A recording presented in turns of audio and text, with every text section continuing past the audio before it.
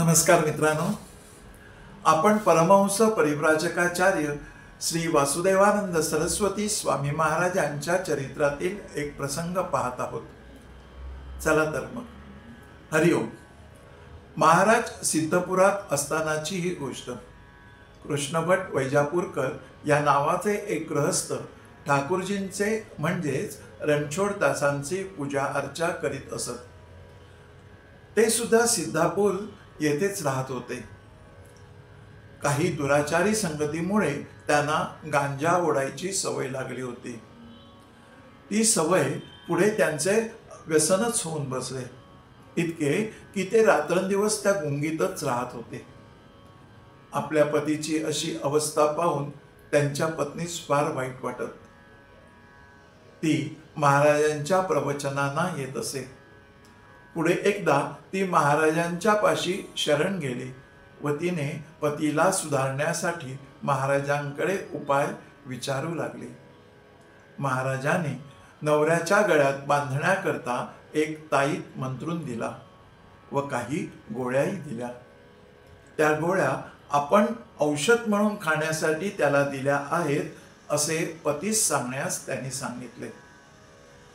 त्याप्रमाणे त्या स्त्रीने आपल्या पतीस महाराजांची आज्ञा कळविताच कृष्णभट भटजीने ताईत आपल्या गळ्यात बांधून घेतला. त्या गोळ्याही निमूटपणे खाल्ल्या. पुढे एकदा ते महाराजांच्या दर्शनास आले. त्यावेळी महाराजांनी त्यांना कसे काय म्हणून विचारले.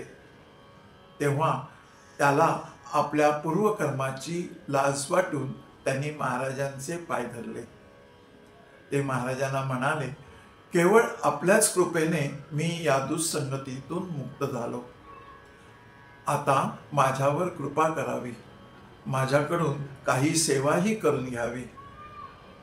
असे ऐकल्यानंतर महाराजांनी त्यास मंत्रोपदेश दिला. पुढे ते महाराजांचे एकनिष्ठ भक्त झाले. प्रतिवर्षी महाराज जिथे असतील तेथे जाऊन महाराजांचे दर्शन घेण्याचा त्यांचा नित्यनेमच झाला. गुरुकृपेने शेवटी त्यांचा अधिकारही वाढत गेला.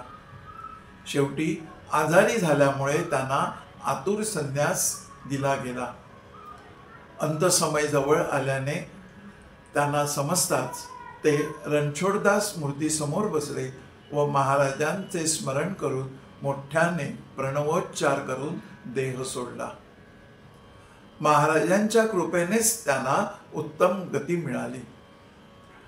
आतुर संन्यास म्हणजे जो सांसारिक जीवनात दुःखी होऊन व निराश होऊन केवळ आपले जीवन विरक्तीने घालविण्यासाठी घेतलेला असतो तो संन्यास. खरं म्हणजे प्रत्येक मनुष्य जगात सुख मिळावे अशी इच्छा करत जगत असतो, खरं ना? जेवढा तो या सुखासाठी धडपडतो तेवढा तो अधिक दुःखाजवळ जातो. खरं तर हे सुख म्हणजे मायेचा भ्रम आहे. माया अनेक रूप धारण करून प्रकट होत असते. कधी सुखाचे आनंदाचे क्षण तर कधी दुःखाचे विरहाचे क्षण. ही सर्व मायेचीच कारस्थाने आहेत. जोपर्यंत आसक्तीची समाप्ती स्वाभाविक स्थिती प्राप्त होत नाही तोपर्यंत खरे सुख म्हणजे काय हे मुळात कळतच नाही. खरं म्हणजे अशा वेळी संयमाची त्याला गरज असते. संयमाच्या अभ्यासाने संस्कार क्षीण होत जात असतात. हे संस्कार म्हणजे चित्तावर झालेली प्रबोधने. लक्षात घ्या, येथे सहनशीलता जपली पाहिजे, नाहीतर संस्काराचा जोर बळावलाही जाऊ शकतो. अशा सहनशीलतेतून संस्काराचा क्षय होत असतो. त्याचबरोबर आसक्तीही कमजोर होत असते. यातून खरी चिरकाल टिकणाऱ्या सुखाची जाणीव होऊ लागते.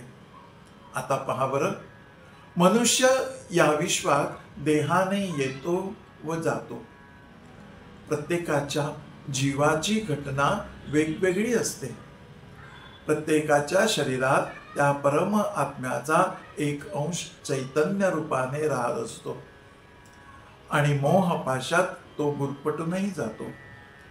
स्वतःचे स्वरूप विसरून जातो. जसा आला तसा जाण्याचा काळ जवळ येतो, तसा हा आत्मा त्या देहाशी संबंध सोडून निघूनही जातो. ही सर्वसाधारण जीवाची रीत झाली. परंतु ज्या वेळेस हा जीव त्या आत्म्याचे स्वरूप जाणण्याच्या प्रयत्नात असतो, त्यावेळेस तो उपासक म्हणून संबोधला जात असतो. म्हणजेच तो अध्यात्म मार्गाने जाणारा ठरला जातो. अशा उपासकाचा आत्मा हा त्याचा एक संचयित म्हणून असतो. अशा उपासकाला सद्गुरूकडून शक्ती दिली जाते.